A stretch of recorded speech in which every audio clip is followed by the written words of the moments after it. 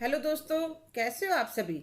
आज मैं आपके लिए कहानी लेकर आई हूँ, बेटी के भविष्य के लिए उठाया गया कदम। आज वंदना जैसे ही ऑफिस से आई, उसने देखा उसका छोटा भाई रवि और उसकी पत्नी पूजा दोनों तैयार होकर अपने कमरे से बाहर निकल रहे थे। तो मैंने कहा, रवि कहाँ जा रहे हो। दीदी नई मूवी लगी है, पूजा का बड़ा मन है, वह देखने जा रही हैं। डिनर भी बाहर करेंगे, मैं आपका ही इंतजार कर रहा था। जरा 2,000 रुपये देना, पर तुम 2 दिन पहले ही वाटर पार्क घूम कर आए थे।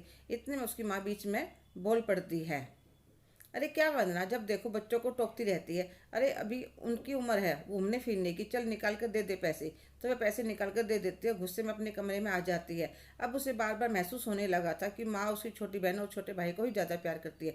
उसके बारे में तो कभी सोचती नहीं। जब वंदना की महेश के साथ शादी हुई थी तो वह कितनी खुश थी। शादी को 2 साल भी नहीं हुए थे, वंदना की प्रमोशन भी हो गई, उसकी सैलरी भी बहुत अच्छी थी।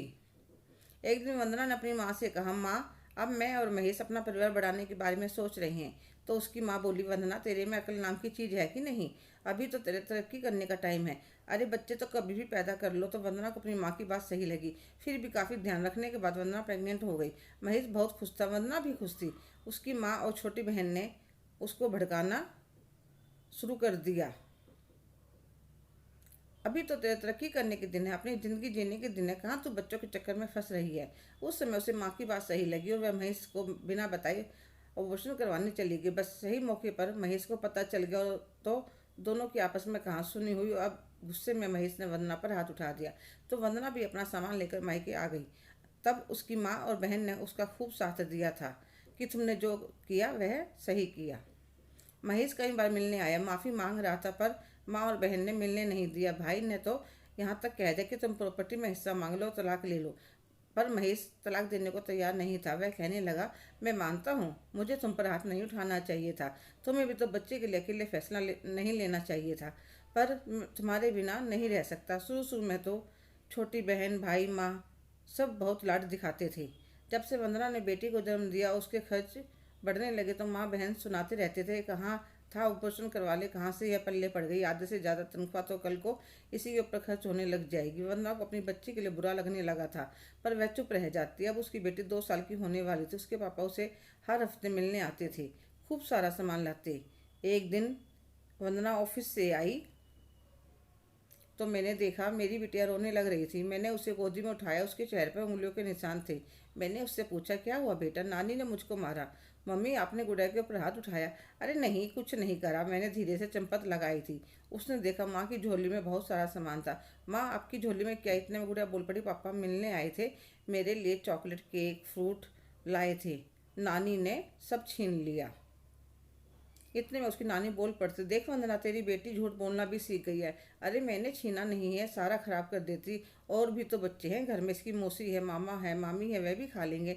इसका बाप तो हमारे घर में झगड़ा करवाना चाहता है। मैं अपनी माँ से सारा सामान छीन लेती हूँ, अपनी बेटी को गोदी में उठाकर अपने कमरे में आ जाती हूँ। अगले दिन छुट्टी थी, वह थोड़ी देर में कर उठी। वह अपने कमरे से बाहर आई तो उसने माँ को भाभी को कहते सुना, बहू शादी को 3 महीने हो गए हैं, अब बच्चे के बारे में सोचो, नहीं तो आगे जाकर बहुत परेशानी हो जाती है। तो वह शर्माकर अपने कमरे में चली जाती है। तो वंदना अपनी माँ से कहती है, माँ अभी तो रवि कुछ कमाता भी नहीं है, तो बच्चे की जिम्मेदारी कैसे उठाएगा। तू है तो सही, तेरी बेटी का भी तो कर रही है, उसका भी कर दियो। एक उम्र के बाद बच्चे होने में परेशानी होनी शुरू हो जाती है। वंदना अपनी बेटी का दूध लेकर कमरे में चली जाती है, उससे दूध पिलाकर अपने बिस्तर पर लेट जाती है और सोचने पर मजबूर हो जाती है, माँ भाई बहन ने पैसों के लालच में उसका घर तोड़वा दिया। अब उसे महेश की याद आने लगती है और वह बेटी के भविष्य के लिए कुछ फैसला लेती है। चाय नाश्ता करती है, नहा धोकर एक बढ़िया सी साड़ी पहनकर तैयार होती है, अपनी बेटी को अच्छी तरह से तैयार करती है, अपने और बेटी के कपड़े एक अटैची में लगाती है। जब वह अपने कमरे से बाहर निकलती है, उसको इस तरह तैयार देख कर उसकी माँ कहती है, कहाँ जा रही है। माँ मैं अपने घर जा रही हूँ, तुझे कुछ अकल है कि नहीं। उसने तो उस पर हाथ उठाया था, माँ उस बात के लिए 100 बार माफ़ी मांग चुके हैं, और वह भी हमारी बच्ची के लिए। उन्हें गुस्सा आ गया था। देख ले, ऐसे बिना बुलाई जाएगी तो वह तेरी बिल्कुल भी इज्जत नहीं करेगा। मैं माँ उन्हें तो बुलाते हुए 2 साल हो गए, पर मैं ही किसी और वहम में जी रही थी। और माँ आपको तो खुश होना चाहिए, आपकी बेटी का टूटा हुआ घर फिर से जुड़ रहा है।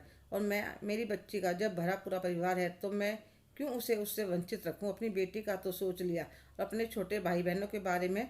माँ अब यह इतने छोटे नहीं हैं कि उन्हें मेरे सहारे की जरूरत पड़ी। मेहनत करके अपने परिवार का गुजारा कर सकते हैं।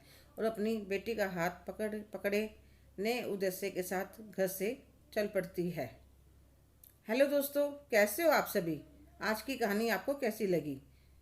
कमेंट करके ज़रूर बताइएगा। अगर आप मेरे चैनल पर नए हैं तो प्लीज़ लाइक, शेयर, सब्सक्राइब करना ना भूलें।